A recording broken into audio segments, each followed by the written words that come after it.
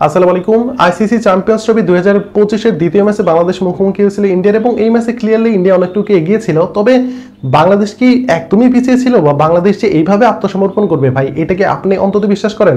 ভাই আমি বিশ্বাস করি না। এবং রিসেন্টলি বাংলাদেশ যতবার আইসিসি ইভেন্টে ইন্ডিয়ার মুখোমুখি হয়েছে প্রত্যেকটাবারই কিন্তু বাংলাদেশ ইন্ডিয়ার চোখে চোখ রেখে লড়াই করেছে এবং আম্পায়ারদের হস্তক্ষেপে এবং আইসিসির হস্তক্ষেপে বাংলাদেশ কিন্তু কোনো সময় ইন্ডিয়ার বিপক্ষে তারা ভালো করতে পারেনি এবং তারা ম্যাচগুলো জিততে পারেনি। তবে গতকালকে যে ম্যাচটা বাংলাদেশি ব্যাটাররা খেললে এবং বাংলাদেশি প্লেয়াররা খেললো, এটার পরে আমার ভাই কোনো কিছু বলার নাই। তবে একটা কথা বলি আমি, যে বাংলাদেশি ব্যাটাররা যে কাণ্ডহীন এবং দায়িত্বহীনভাবে ব্যাট করেছেন, এটার পরে ভাই বাংলাদেশ দলকে নিয়ে অন্তত এখন আর বেশি আশা দেখাটা উচিত না। এবং প্রথম 5 জন ব্যাটারের মধ্যে যদি 3 জন গোল্ডেন লেগ এবং ডাক মেরে আউট হন, এর মধ্যে একজন তানজিদ হাসান তামিম, তিনি 25 রান করেন এবং মেহেদী হাসান মিরাজ তিনি 5 রান করেন এবং দলীয় 35 রানের মধ্যে 5 উইকেট শেষ।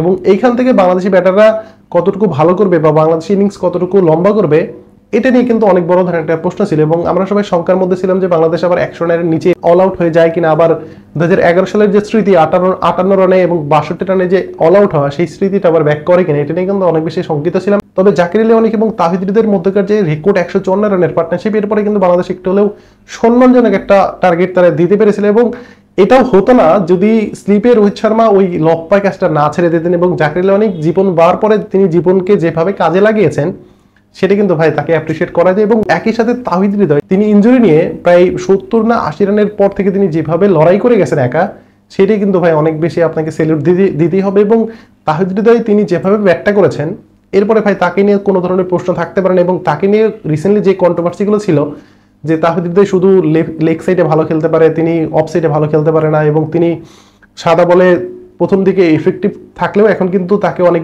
বলাররাই পড়তে পেরেছেন এবং তাকে কিন্তু তার বিপক্ষে কিন্তু সবাই সাকসেসফুল হয়, সব বলাররা। কিন্তু ভাই ইন্ডিয়ার চাইতে সাকসেসফুল কোনো টিম আপনি রিসেন্টলি পাবেন? বা ইন্ডিয়ান যে বোলিং লাইন আপ, তাদের বিপক্ষে সেঞ্চুরি করে, সেটা কি আপনি ছোট করে দেখবেন?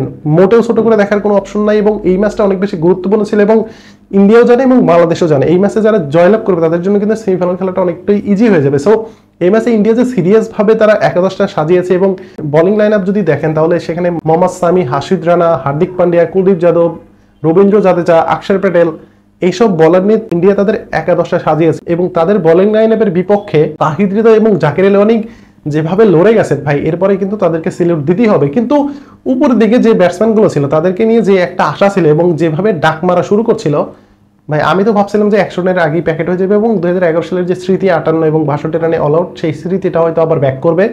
এটা কিন্তু ভাই আমার মানে চোখে ভাসছিল। কিন্তু ওই যে যদি আল্লাহ সহায় থাকে তাহলে তাদেরকে ঠেকায় কে? এবং জাকির আলী অনেক, তিনি যখন ক্রিজে আসলেন প্রথম বলে তিনি ফ্রন্ট ফুটিকে ডিফেন্স করতে গেলেন এবং মোটামুটি তিনি স্লিপে ক্যাচ দিয়ে দিলেন। এবং স্লিপে পরীক্ষিত ফিল্ডার রোহিত শর্মা তিনি যেভাবে ক্যাচটা মিস করলেন এবং এরপরে যে রিয়াকশনটা ছিল, সেটা আমি আপনি সবাই দেখেছি রোহিত শর্মা কতটা আফসোস করেছে। যদি সেই উইকেটটা তখন পড়তো তাহলে বাংলাদেশের ইনিংসটা কোথায় গিয়ে থামতো সেটা ভাই আমি নিজেও জানি না। তবে যে বিষয় নিয়ে আমি আলোচনা করবো সেটা হচ্ছে, দেখেন আপনার দলে যদি প্রথম অর্থাৎ 1 নাম্বার থেকে 5 নাম্বার ব্যাটারের মধ্যে 5 জন ব্যাটারের মধ্যে যদি 3 জন ব্যাটার গোল্ডেন ডাকে এবং ডাকে আউট হয়ে যান এবং একজন 25 এবং একজন 5 রান নিয়ে আউট হয়ে যান, এরপরে সেই দলের পক্ষে আপনি কতটুকু লড়াই করতে পারবেন? এবং বাংলাদেশের ব্যাটাররা আমি জানি না কোন একটা তাড়াহুড়ো কাজ করতেছিল তাদের মধ্যে। যেমনটা প্রথম ভুল সিদ্ধান্ত ছিল বাংলাদেশ টস জিতে কেন তাদেরকে আগে ব্যাট করতে হবে। এখন ব্যাট করতে গেলে ভালো, ঠিক আছে, তাদের একটা প্ল্যান থাকতে পারে যে প্রতিপক্ষকে আমরা বড় ধরনের একটা টার্গেট ছুড়ে দিয়ে আমরা তাদেরকে আগে চাপে রাখবো। কিন্তু বাংলাদেশ উল্টো চাপে পড়ে গেছে এবং বাংলাদেশের মধ্যে একটা ওইরকম তাড়াহুড়ো কাজ করতেছিল যে অনেক বেশি রান করতে হবে, প্রায় 300 বেশি রান করতে হবে। এবং এই যে একটা তাড়াহুড়া, অদৃশ্য তাড়াহুড়া, এই তাড়াহুড়ার কারণে কিন্তু বাংলাদেশ ব্যাকফায়ার করেছে এবং বাংলাদেশি ব্যাটাররা কিন্তু ক্রিজে টেকেনি। আপনি যদি দেখেন তাহলে তানজিদ হাসান তামিম তিনি মোটামুটি টিকে গিয়েছিলেন এবং মোটামুটি শট খেলতে শুরু করেছিলেন, কিন্তু তিনি আউট হয়ে গেলেন। এরপরে সৌম্য সরকার তিনি তো ডাক মারলেন এবং তিনি আদৌ ফুল ফিট আছে কিনা সেটা নিয়ে কিন্তু ভাই আমার সন্দেহ রয়েছে। এবং তিনি বাংলাদেশের মাটিতে যখন প্র্যাকটিস করতেছিলেন তখন গুরুতর আহত হয়েছিলেন এবং এরপরে তিনি এসে ব্যাট করেছেন। এখন জানি না তিনি কতটুকু ফুল ফিট রয়েছে, বাট তাকে কিন্তু একাদশে নিয়েছে এবং তার যে কনফিডেন্স সেটা কিন্তু দেখলাম একদমই লো। এবং ম্যাচ প্র্যাকটিসের যে ঘাটতি ভাই, এটা কিন্তু একদম চূড়ান্তভাবে ফুটে উঠেছে। এবং বাকি দলগুলো যখন নিজেদের মধ্যে দ্বিপাক্ষিক সিরিজ, ট্রাই সিরিজ খেলে এসেছে, বাংলাদেশ তখন কিন্তু বিপিএল খেলেছে। সো বাংলাদেশি ব্যাটারদের মধ্যে যে একটা ম্যাচ প্র্যাকটিসের ঘাটতি, সেটা কিন্তু একদম চোখে আঙ্গুল দিয়ে দেখিয়েছে। এবং এরপরে ক্যাপ্টেন নাজমুল হাসান শান্ত তিনি ক্রিজে আসলেন, একটা বল ফেস করলেন, দ্বিতীয় বলে তিনি শট করতে গেলেন। সো একটা ক্যাপ্টেন যখন দেখলেন যে তার উইকেট এতটা ট্রিকি একটা উইকেট, তারা টস জিতে প্রথমে ব্যাট করতে এসেছে, সো তাদেরকে ওই দায়িত্ব নিয়ে ব্যাট করাটা অনেক বেশি দরকার ছিল, কিন্তু বাংলাদেশের ব্যাটাররা কিন্তু সেই দায়িত্ব নিয়ে ব্যাট করতে আসেনি। এবং মেহেদী হাসান মিরাজ, আমরা জানি যে 4 নম্বর পজিশন নিয়ে গত কয়েকদিনে বাংলাদেশের ক্রিকেটে অনেক বেশি আলোচনা হয়েছে, এবং মেহেদী হাসান মিরাজ 4 নম্বরে খেলবে নাকি 7 নম্বরে খেলবে এটা নিয়ে কিন্তু ভাই অনেক বেশি আলোচনা হয়েছে। শেষ পর্যন্ত মেহেদী হাসান মিরাজ তিনি 4 নম্বরে ফিক্সড হয়েছেন এবং তিনি 4 নম্বরে খেলছেন। এখন দেখার বিষয় যে মেহেদী হাসান মিরাজ কতটুকু ভালো করবে। এই ধরনের ভিডিও কিন্তু ভাই আমি আগেও বানিয়েছি, কিন্তু ম্যাচে এসে মেহেদী হাসান মিরাজ যে কাজটা করলেন এবং তিনি মোটামুটি সেট হয়ে গেছিলেন, প্রায় 15টার বেশি তিনি বল খেলে ফেলেছেন অলরেডি। তো তখন তো ভাই কাউকে আনসেট বা তিনি এখনো সেট হতে পারেনি। একটা ব্যাটার যদি 15 বলেও সেট হতে না পারে তাহলে ভাই কয় বলে সেট হবে? এরপরে তিনি ভুলভাল শট খেলে তিনি আউট হয়ে গেলেন। এবং মুশফিকুর রহিম অভিজ্ঞ ব্যাটসম্যান এবং এই দলে একমাত্র সিনিয়র ক্রিকেটার যার এক্সপিরিয়েন্স রয়েছে দুবাইয়ের মাটিতে এই মাঠে সেঞ্চুরি করা, এবং তিনি অনেকগুলো ম্যাচ খেলেছে। এবং এইরকম একটা ব্যাটারের পক্ষে তখন ওইভাবে ডিফেন্স করাটা কি আদৌ খুব বেশি দরকার ছিল? যদি একটু ব্যাকফুটে গিয়ে ডিফেন্ড করতে তাহলে কিন্তু মুশফিক ওইভাবে উইকেটটা দিয়ে আসতেন। এবং এই যে শুরু প্রথম 5 জন ব্যাটারের মধ্যে 3 জন ডাক এবং এরপরে 2 জনের মধ্যে 1 জন 25 এবং 1 জন 5 এবং 35 রানের ভিতরে 5 উইকেট শেষ। এখন এরপরে যে ব্যাটারগুলো আসবে তাদের উপর যে এত পাহাড় সম পরিমাণ যে একটা চাপ, সেই চাপটা তারা যে সামলে 228 রান করেছে, এটা নিয়ে ভাই আমার কিন্তু কোনো সে নাই। এবং আমি কিন্তু খুব সুন্দর করে একটা কথাই বলতে পারি, তাহলে তিনি যেভাবে ব্যাট করেছেন এবং জাকের আলী অনেক তিনি যেভাবে ব্যাট করেছেন, এরপরে কিন্তু ভাই তাদেরকে দোষ দেওয়ার কোনো প্রশ্নই ওঠে না। এবং ম্যাচের ভিতরে জাকের আলী অনেক তিনি যেভাবে একটা সহজ ক্যাচ ছেড়েছেন, এটা নিয়ে কিন্তু অনেকে তাকে দোষারোপ করছে, কিন্তু ভাই এটা খেলার অংশ, মিস হইতেই পারে। রোহিত শর্মা তো মিস করেছেন। রোহিত শর্মা যদি স্লিপে যদি ওই ক্যাচটা মিস না করতেন তাহলে কি বাংলাদেশ 228 রানও করতে পারতেন না। ওইদিকে জাকের আলী অনেক যে টাইমে ক্যাচটা ছেড়েছেন, তো ওই ম্যাচটা ধরলে কি বাংলাদেশ জিতে যেত? বাংলাদেশ কিন্তু জিততো না। সো জাকের আলী অনেককে এইভাবে দোষারোপ করে বা দোষ দিয়ে কোনো লাভ নাই।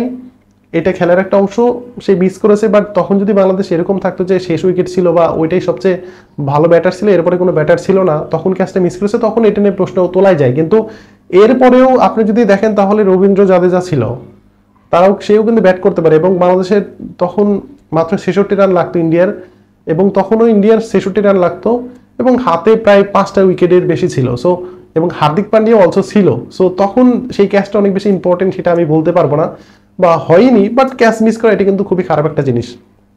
হোয়াট এভার, একটা ক্যাচে তো জাকের আলী অনেকের যে পারফরমেন্স সেটা কিন্তু ডাউন করা কোনোভাবেই যাবে না। সো বাংলাদেশি ব্যাটাররা যেভাবে ব্যাট করেছে এবং দায়িত্বকাণ্ডহীনভাবে ব্যাট করেছে, এটার পরে ভাই আপনি আর কি বলবেন? এই ব্যাটাররা আর কবে শিখবে? আইসিসি ইভেন্টে গিয়ে যদি তারা প্রথম ম্যাচে যদি এইভাবে ম্যাচ খেলে, এবং এখানে আমি একটা দোষ বিসিবিকে দিব, কারণ তারা শুধুমাত্র বিপিএল খেলে তারা চ্যাম্পিয়ন্স ট্রফিতে গিয়েছে। এর আগে তারা যদি পারতো ইউএইতে আরব আমিরাতে যখন গিয়েছে তখন আরব আমিরাতের সাথে 2টা প্র্যাকটিস ম্যাচ খেলতে পারতো, অথবা যে কোনো একটা দলের সাথেই তারা একটা প্র্যাকটিস ম্যাচ খেলতেই পারতো, একটা আয়োজন করতেই পারতো। কিন্তু বাংলাদেশ কিন্তু সেই কাজটা করেনি। বাংলাদেশ মিরপুরের মাটিতে অনেকদিন প্র্যাকটিস করেছে, দুবাইয়ের মাটিতে গিয়ে অনেকদিন প্র্যাকটিস করেছে, এবং পাকিস্তান শাইনসির বিপক্ষে তারা কিন্তু গোহারা হার হেরেছে। সো বাংলাদেশি ব্যাটারদেরকে কিন্তু আরো ভালো করার সুযোগ আছে। এখন পরবর্তী ম্যাচ নিউজিল্যান্ডের বিপক্ষে রাওয়ালপিন্ডিতে বাংলাদেশি ব্যাটাররা সেই ম্যাচে কতটুকু ভালো ক্রিকেট খেলে, এটা কিন্তু এখন সবচেয়ে বড় একটা দেখার বিষয়। সো এখন আমি একটা কথাই বলবো যে বাংলাদেশি ব্যাটাররা যে দায়িত্বহীনভাবে ব্যাট করেছে, সেই জিনিসটা যদি নেক্সট ম্যাচগুলোতেও দেখা যায় এবং নেক্সট ম্যাচগুলোতেও তারা এই সেম কাজগুলো করে, তাহলে কিন্তু বাংলাদেশের জন্য খুব খারাপ কিছু অপেক্ষা করছে। এবং নেক্সট যে 2টা ম্যাচ রয়েছে, বাংলাদেশ যদি সেমিফাইনাল খেলতে চায় তাহলে কিন্তু নেক্সট 2টা ম্যাচে তাদেরকে জয়লাভ করতে হবে, এবং প্রতিপক্ষ নিউজিল্যান্ড এবং এরপরে প্রতিপক্ষ স্বাগতিক পাকিস্তান। এখন দেখার বিষয় বাংলাদেশের ব্যাটাররা কতটুকু ভালো করে এবং এখান থেকে তারা ইমপ্রুভ করতে পারে কিনা। এবং আপনাদের মতামত আশা করছি। ধন্যবাদ সবাইকে।